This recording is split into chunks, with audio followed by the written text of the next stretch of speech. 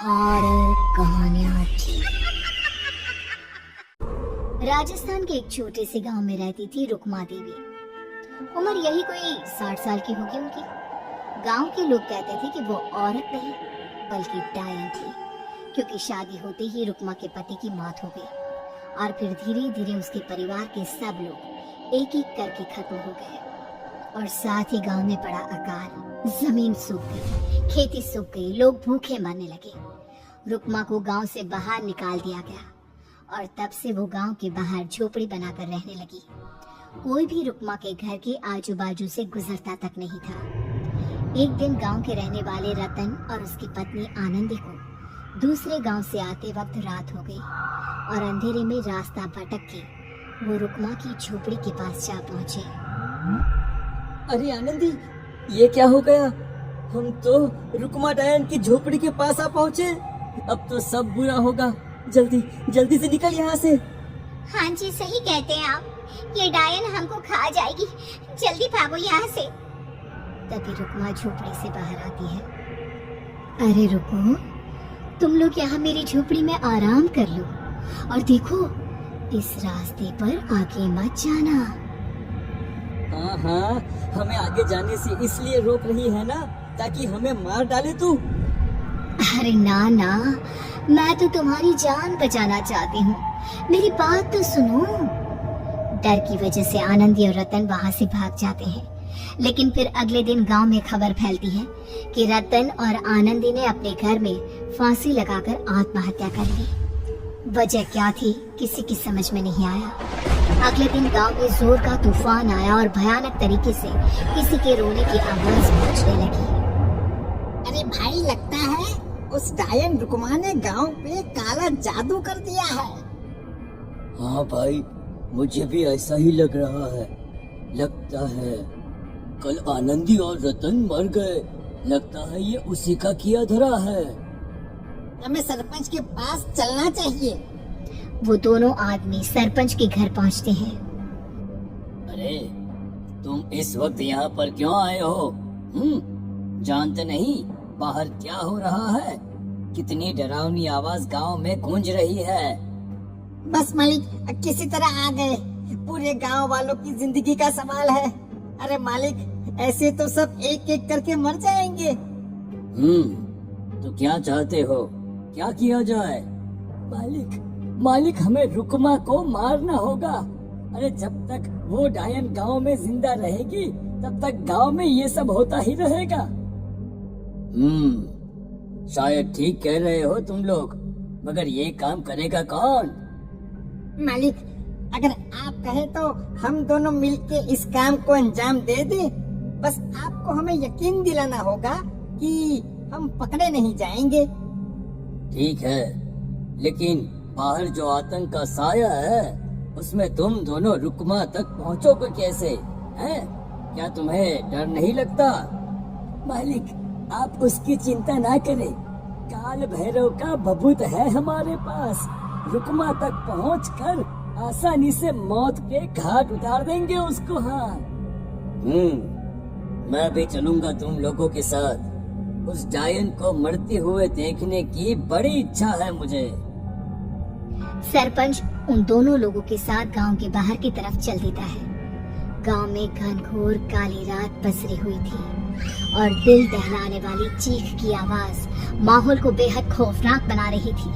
हाथ में काल भैरव का भभूत लिए वो तीनों रुक्मा की झोपड़ी की तरफ जा रहे थे। वहां पहुंचने के बाद ये लो खंजर और पार कर दो इस डायन के कलेजे के अंदर। मालिक, आप बस यहीं खड़े होकर नजारा देखो, आज ना बचेगी ये। हाँ मालिक, ये भभूत अब इसकी जरूरत नहीं है। मैं इसे यहाँ पेड़ की डाली पे रख देता हूँ। लौटते वक्त हमारी रक्षा करेगा। वो दोनों आदमी चुपके से सोती हुई रुक्मा देवी के ऊपर वार करते हैं। एक जोरदार चीख से वो इलाका गूंज उठता है, लेकिन अचानक रुक्मा के शरीर से जो खून बहता है उसका रंग नीला था। ये देखकर वो दोनों आदमी डर से कांपने लगते हैं। अरे अरे अरे अरे, ये क्या? अरे इसके खून का रंग तो नीला है। अरे तो क्या हुआ? डायन जो ठहरी इंसान नहीं है ये, और आज इस बात का पक्का यकीन हो गया है। मर गई चुड़ैल, मर जाने दे। चल सरपंच साहब को जाकर ये खबर सुनाते हैं। वो दोनों जैसे ही बाहर आए, उन्होंने देखा सरपंच की लाश पेड़ पे लटकी हुई थी।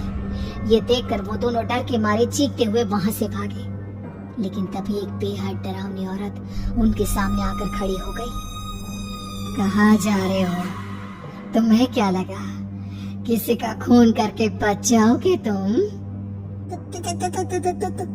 कौन हो तुम? कौन हो? हमने तो डायन को मारा है, कुछ गलत नहीं किया भाई। वो डायन नहीं थी, वो इस गांव की रक्षा कर रही थी। तुम कौन हो? और तुम्हें कैसे पता वो कौन थी? उसने रतन और आनंदी को मार डाला। रतन और आनंदी को मना किया था रुक्मा ने इस रास्ते से आगे जाने से, पर वही दोनों माने नहीं और उन दोनों ने मुझे देख लिया था, इसलिए उनका मरना तो तय था। क्या मतलब तूने मारा था? और हम समझ रहे थे कि रुक्मा ये सब कर रही है। अरे वो तो मेरे कब्जे में थी, रोज अपने खून का चढ़ावा देकर इस गांव को बचा रही थी, तभी तो उसका खून नीला पड़ गया था। लेकिन तुमने तो उसे मार कर मेरा काम आसान कर दिया। अरे नहीं, हम नहीं मानते कि ये सच है। नहीं मानते तो बताओ सरपंच कैसे मरा फिर? क्योंकि उस वक्त तो तुम लोग रुक्मा को मार रहे थे ना। जवाब दो। हाँ, बात तो सही है। इसका